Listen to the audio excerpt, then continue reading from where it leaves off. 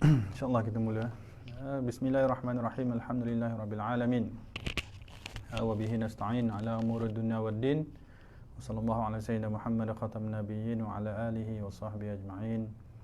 Nawaina ta'allum wa ta'lim wa tadhakkur wa tadhkir wa nafa' wal intifa' wal ifadata wal istifadata wal hasa ala tamassuki bi kitabillah wa sunnati rasulillah wa du'a ila al-huda wa dalalata ala al-khair ibtigha'i wajhillahi wa mardatihi wa thawabihi wa qurbih subhanahu wa ta'ala.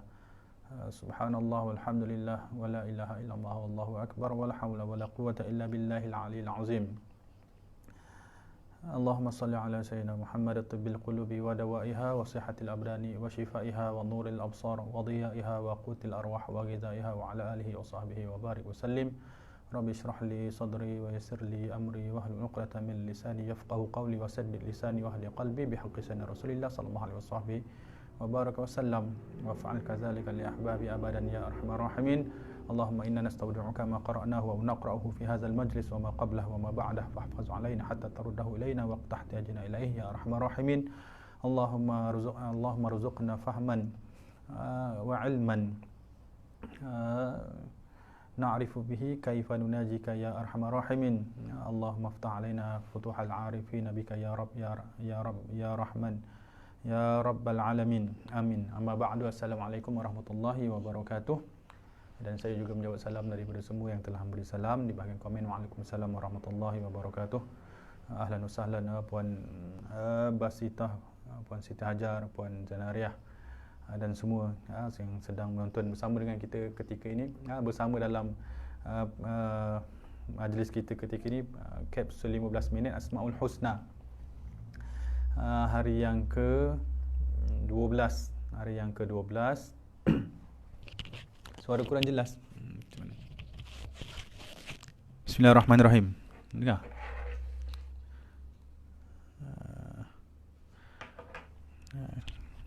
InsyaAllah hari ini kita hari yang ke-15. Hari yang ke-12. Minggu yang ketiga pada nama yang ke-11. Iaitu nama Al-Mutakabbir. Daripada nama Asmaul Husna yang ke-11 yang kita akan kongsikan pada hari ini adalah Al-Mutakabbir. Allah Ta'ala berfirman, walillahil asmaul husna fad'uuhu biha. Dan bagi Allah Subhanahu Wa Ta'ala itu ada nama-namanya yang mulia. Fad'uuhu biha, maka serulah Allah ataupun berdoalah kepada Allah dengan nama-nama tersebut. Dalam sebahagian penafsiran ulama, maksudnya maka kenalilah Allah Subhanahu Wa Taala melalui nama-nama tersebut. Jadi kita belajar tentang mendalami ataupun belajar tentang Asmaul Husna ini untuk dipraktikkan, untuk diaplikasikan dalam kehidupan ilmu yang kita dengari ini, insya-Allah. Bukan sekadar untuk kita tahu, tapi untuk kita amalkan.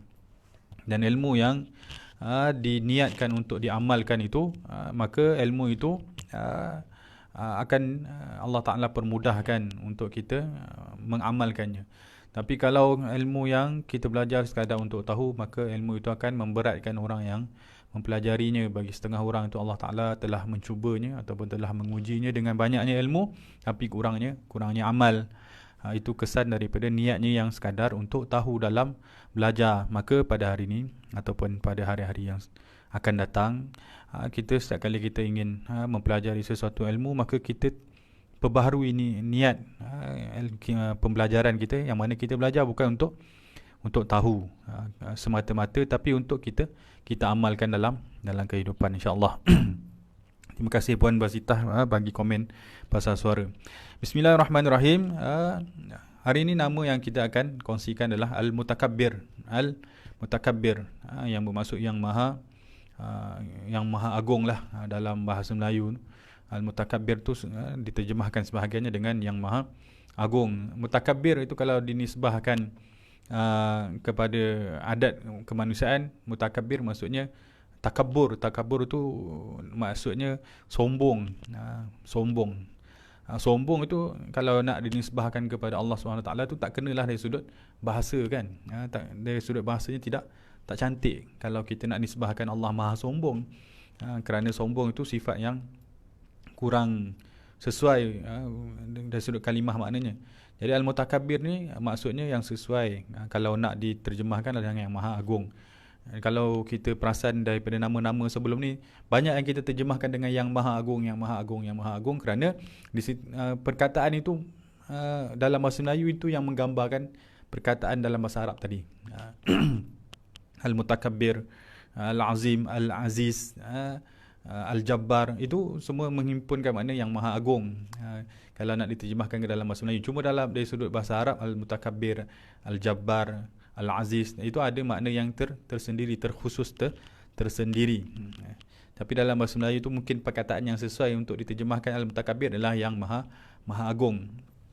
Kalau dilihat kepada makna daripada huraian ulama, al-mutakabbir itu yang ditulis dalam kitab Syarah al-Asma' Husna Syekh Muhammad bin Muhammad At-Tunisi. Beliau menyebutkan al-mutakabbir maksudnya al-balighu al-kibriya wal-azamah, maksudnya yang kemuncak kepada keagungan, kebanggaan ataupun keperkasaan. Itu maksudnya al-mutakabbir, kemuncak.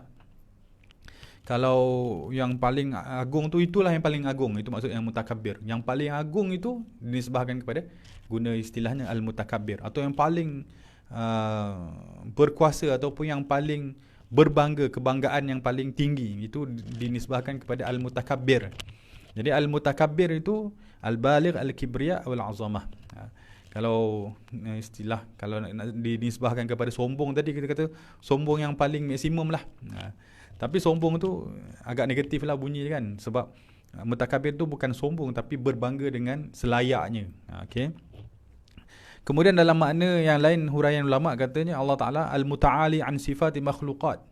Allah Ta'ala ni yang maha tinggi, maha berkuasa ataupun maha agung daripada sifat-sifat makhluk. Sama ada pada zatnya atau sifatnya, itu semuanya tidak mampu untuk disamakan dengan mustahil sama sekali untuk dinisbahkan kepada sama dengan makhluk. Jadi itu al-mutakabbir. Al-mutakabbir. Apa perkataan nak kata Allah Ta'ala tu maha agung lah, yang takkan pernah sama dengan makhluk ini. Maka mutakabbir tu maksudnya berbangga-bangga ataupun kebanggaan yang maksimum, kerana tidak ada yang sama dengan dia. Begitu. Kemudian Allah Ta'ala juga al-mutakabbir, yang maha berbangga, maha agung pada kekuasaannya dalam kerajaannya, yang mana tidak ada yang akan menguasai, tidak mampu sesiapa pun untuk mencelah dalam penguasaannya. Itu maksud al-mutakabbir, yang berbangga, yang maha berbangga ataupun maha agung dalam menguasai makhluk-makhluknya. Itu sebab tu Allah Ta'ala mutakabbir, berbangga-bangga, membesar-besarkan dirinya, kerana tidak ada yang sama dengannya, tidak ada yang berkuasa mampu mencabul kekuasaannya. Dan disebutkan sini la yajri fi mulkihi illa ma yuridu. Tidak pernah akan ada berlaku sesuatu pun pencurian kuasa daripada Allah, kerana dia berkuasa secara mutlak. Sebab itu Allah Ta'ala maha berbangga-bangga dengan kekuasaan dirinya. Itu mutakabbir.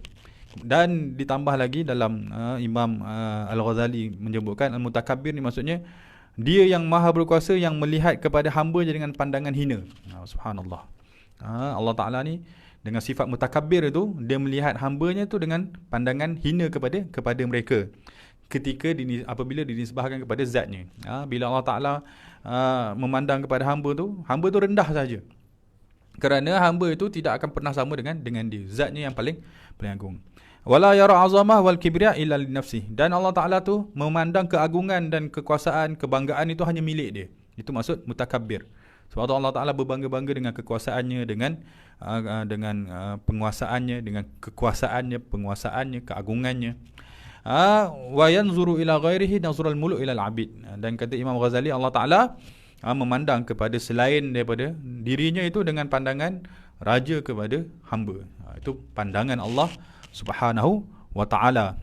Jadi maksudnya yang maha agung kerana memang layak untuk mengagungkan dirinya. Sebab tu dinisbahkan kepada Allah Subhanahu wa Ta'ala tu dengan mutakabbir. Ada yang beri maksud maha memiliki segala kebesaran. Betul. Betul lah tu. Di antara maknanya Maha memiliki segala kebesaran. Terima kasih Puan Nusiah. Sebab tu mutakabbir ni kalau nisbah pada bahasa maksudnya yang berbangga-bangga ataupun yang berbanggalah. Jadi Allah Ta'ala yang mutakabbir maksud yang maha berbangga-bangga. Maha berbangga-bangga kerana kelayakannya. Sifat mutakabbir ni kata para ulama' apabila dinisbah kepada Allah berbangga-bangga dengan dirinya, maka itu sifat yang terpuji kerana memang Allah Ta'ala layak untuk menisbahkan dirinya dengan sifat demikian, dengan perbuatan demikian. Tapi kalau makhluk ingin menisbahkan dirinya dengan sifat berbangga-bangga, maka itu sifat yang mazmum, sifat yang hina. Kerana makhluk tidak layak untuk berbangga-bangga dengan dirinya. Itu kata para ulama'. Kenapa? Kerana Allah Ta'ala menjadikan makhluk ini adalah simbol kepada kehinaan dan kelemahan. Tak mungkin yang hina dan lemah ini mampu berbangga-bangga dengan kehinaan dan kelemahannya. Kalau dia berbangga-bangga dalam keadaan dia hina dan dia lemah, maksudnya dia sedang mendakwa-dakwa bahawa dia itu ada memiliki kebesaran.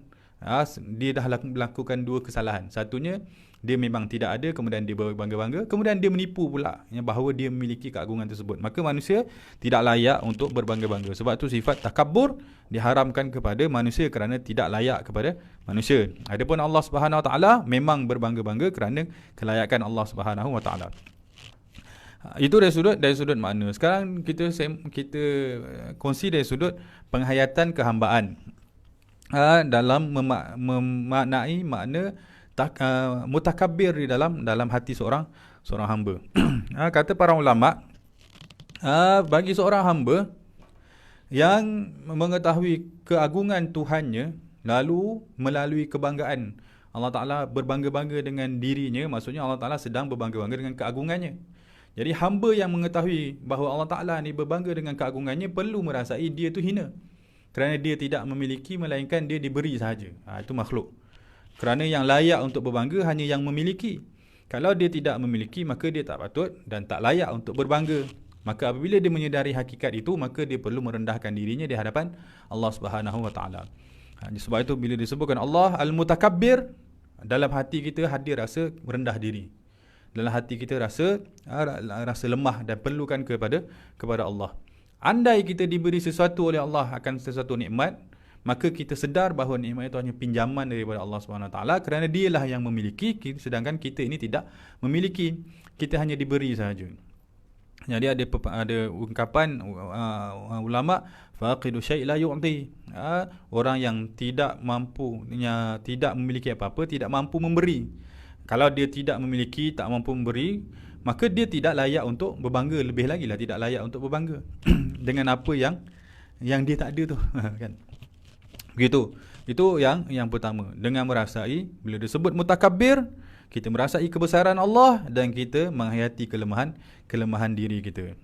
Boleh. Kemudian apabila menyebut nama mutakabbir, al-mutakabbir maksud yang maha berkuasa dalam melakukan apa sahaja yang dia mahukan.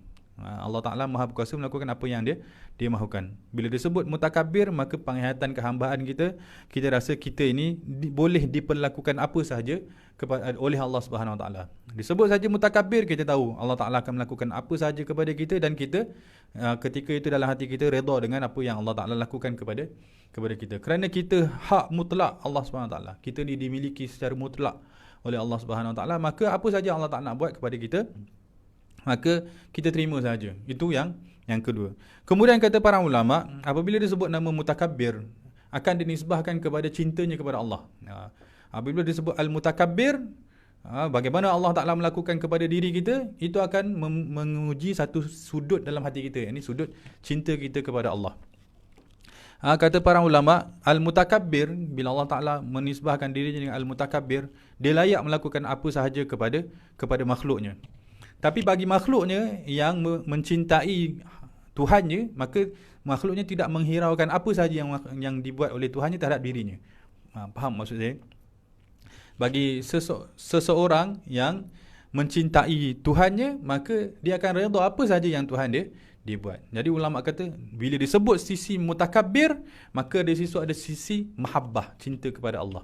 Kerana Allah Ta'ala ingin menguji hambanya dengan melakukan ujian ke atas hambanya.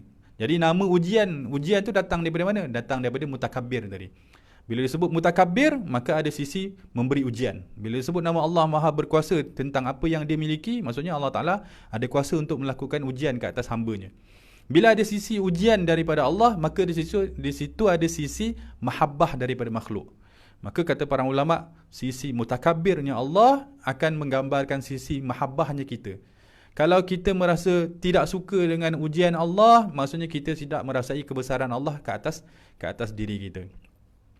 Kalau dalam ada seorang ulama menyebutkan kisah Al-Imam Ash-Shibili, ada seorang imam tu dikurung di dalam penjara, kemudian datang pengikutnya, pembantunya ataupun pengikut-pengikutnya di luar penjara tersebut. Maka dia kata, kamu semua siapa? Maka pengikut-pengikutnya, murid-muridnya kata, kami ni pencinta kamu, pencinta kamu. Maka imam ketika tu kutip batu kecil yang ada dalam penjara tu dibaling kepada seorang-seorang kepada pengikutnya tu, muridnya tu. Larilah murid-murid tu, lari murid-murid tu sebab dibaling batu tadi. Lalu Syekh tu kata, Imam Shibli sebut, wahai para pembohong, kamu mendakwa cinta tapi kamu lari ketika diuji. Kamu lari ketika diuji. Jadi ucapan itu, kata para ulama, ucapan menggambarkan kecintaan. Bagi orang yang mencintai seseorang, maka dia sanggup diuji oleh seseorang tersebut. Macam orang nak kahwin lah. Kalau lelaki tu nakkan perempuan tu akan uji cintanya. Kalau anak saya letak mas kahwin 10,000, sanggup tak? Disusahkan kan, diberi ujian, disusahkan. Jadi lelaki yang betul-betul mencintai ni kata 10,000 kecil saja, saya mudah cari. Begitu. Maksudnya itu betul-betul nak. Tapi kalau 10,000 mahal sangat ni, apa ni mahal, bila dia mengungkit begitu, maksudnya ada masalah dalam kecintaannya. Boleh jadi dia bukan cintakan perempuan tu, tapi dia cintakan sesuatu yang ada pada perempuan tu. Bila diuji tidak tahan, maka itu boleh jadi isyarat bahawa cintanya ada masalah. Mungkin mendakwa cinta tapi sebenarnya tidak cinta. Jadi ulama sebut ujian daripada Allah itu daripada sifat mutakabbir. Tapi ujian daripada mutakabbir itu dengan tujuan untuk menguji cintanya kepada makhluk. Cinta kita kepada Allah. Maka kata ulama, bila disebutkan al-mutakabbir, maka menggambarkan cinta kita kepada Allah. Bila kita menggambarkan cinta kepada Allah, kita takkan mencaci apa yang Allah Ta'ala lakukan terhadap diri kita. Boleh? Boleh. Okey, dah 20 minit. Okey. Terakhir dikongsikan zikir. Sebahagian ulama menyebutkan bagi orang yang melazimi zikir al-mutakabbir, maka Allah Ta'ala akan mempermudahkan segala urusannya. Jadi ketika berniat al-mutakabbir, niat berzikir dengan mutakabbir tu, kata para ulama, niatlah agar dipermudahkan urusan. Kerana biasanya antara kelebihan mengamalkan zikir mutakabbir ni, kata ulama, dipermudahkan urusan. Cuma sebagian ulama kata kalau disebut mutakabbir, sebaiknya diapitkan nama Allah yang lain, sebab mutakabbir ni sifat keagungan Allah. Bila sifat keagungan Allah,